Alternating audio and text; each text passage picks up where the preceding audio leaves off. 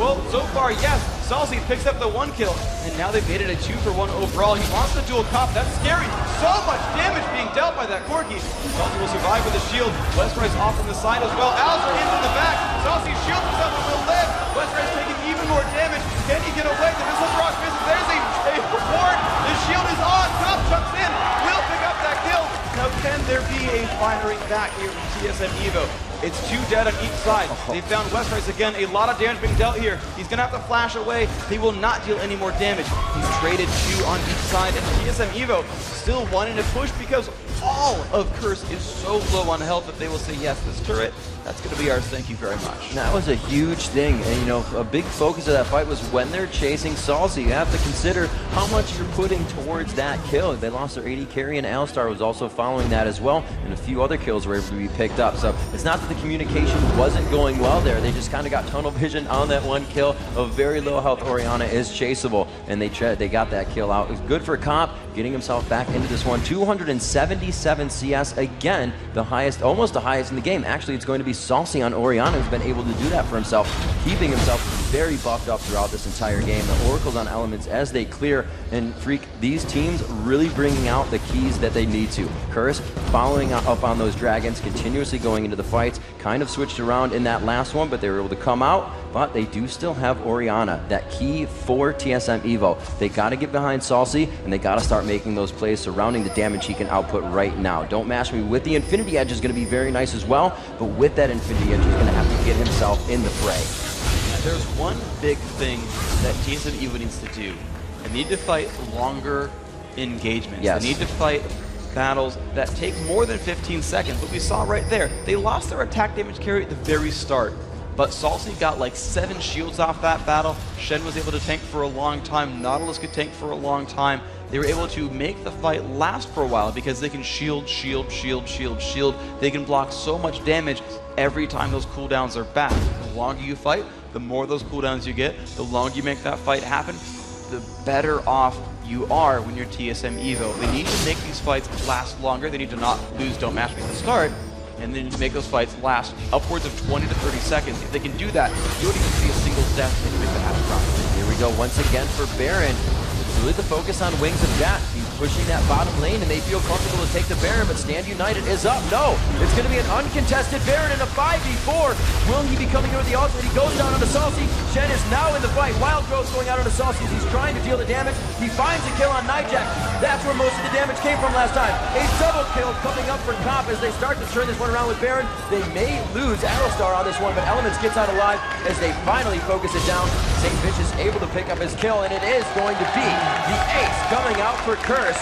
They bring themselves back and now put themselves in the lead for the first time in this matchup.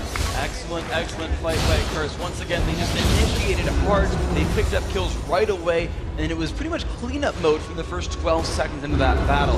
A great early aggression, picking up those fast kills. Don't Match Me was forced out. A great headbelt pull for us coming from Elements, actually stunned him and his neighbor, Nyat Win, and it was just pain from then on out. Combat just jumped in and crushed down those 2 champions, picking up an early triple kill, and just pushing this game through. Just like last time, there is that middle inhibitor dead just after the Baron, and they are happy to keep pushing through, taking up these map objectives, trying to look for the lizard. It's gone, but they will move back to the base. They're going to recall and grab items, and then it's going to be time for round 2. You know, the tanky front line of Curse Gaming is just really working here. They said, you know, Shed is bottom and the Stand United. That's definitely what they're trying to do. It's almost like the distant Baron dance and the elbow reach. They're like, hey, we're going to be down here, but we know they're coming back up. We know they're coming back up. So Curse was more than happy to fight that with the initiation and the burst that they have off the bat coming from Curse, coming from Westrice to just get in there, coming from Cassiopeia, Nijaki being played there. That's just so much that you're going to lose somebody before he even gets there. We saw it had to be used on Saucy for Stand United, and Saucy was already at half health. Wings of Death was forced to just get in that fight, and you can't really protect somebody that's half health after Stand United is just ripped away on that shield. Yeah, Unstoppable just got picked out alone. I think he was the only one who actually took that Cassiopeia ultimate to the face, but it didn't matter. There's so much damage on this first lineup. A Blood Royal Corki, a Cassiopeia, you know, Westrice on Darius. You have a lot of damage output for single targets, and they just bursted down a Nautilus, a mid-game Nautilus with 7 assists He's got 160 minion kills.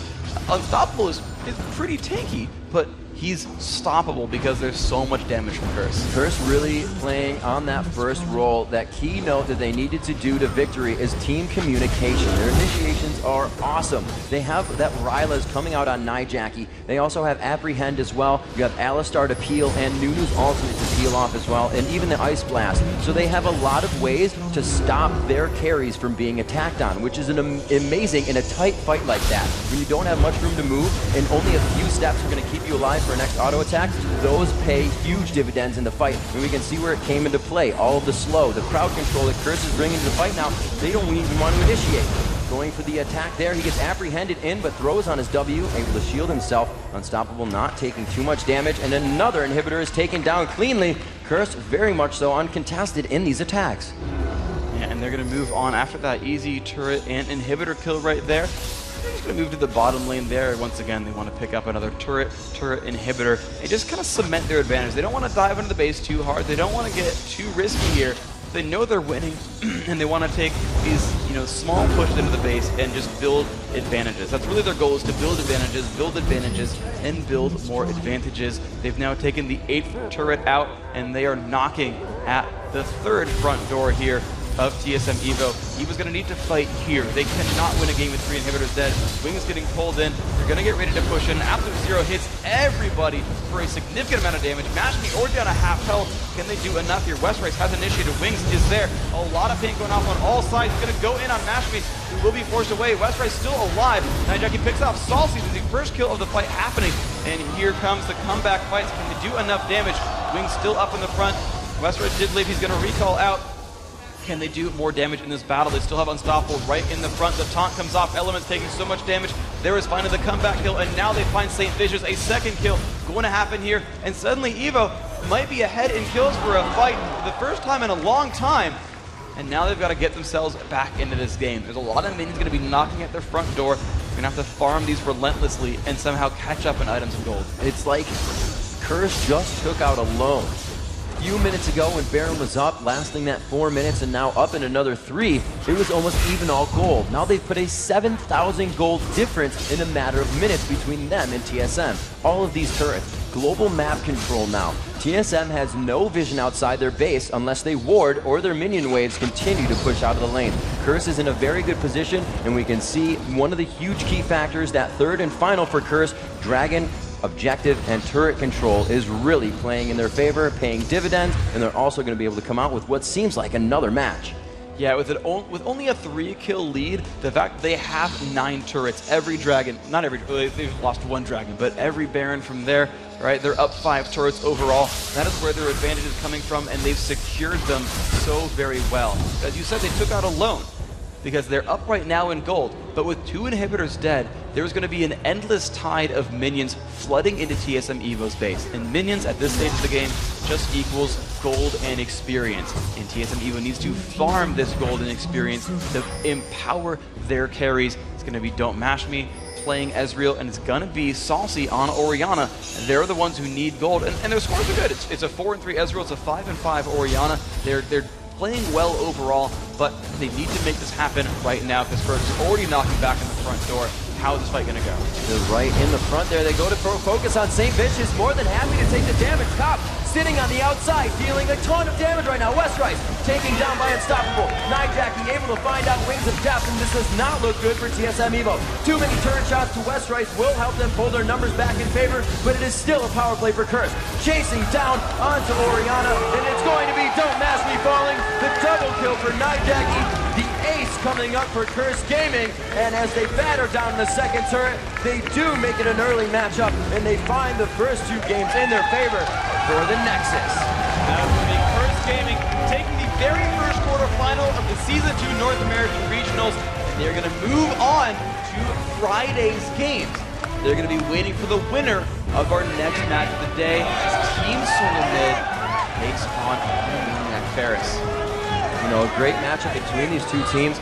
And it really was that late game coming out for Curse. They were able to just continuously control map objectives. That doesn't start happening until 10, 11, 12 minutes into the game. And that's actually really where it escalated for TSM Evo. Unstoppable was huge coming out of the jungle. He got first blood in both games for his team. That can really help your lane to scale a lot harder, but if it's not utilized correctly, if you don't keep the focus in the correct area, that kill goes to waste within the first 10, 20 minutes. If that dragon goes to the other team, which it didn't, so they held it, it's going to be a lot tougher.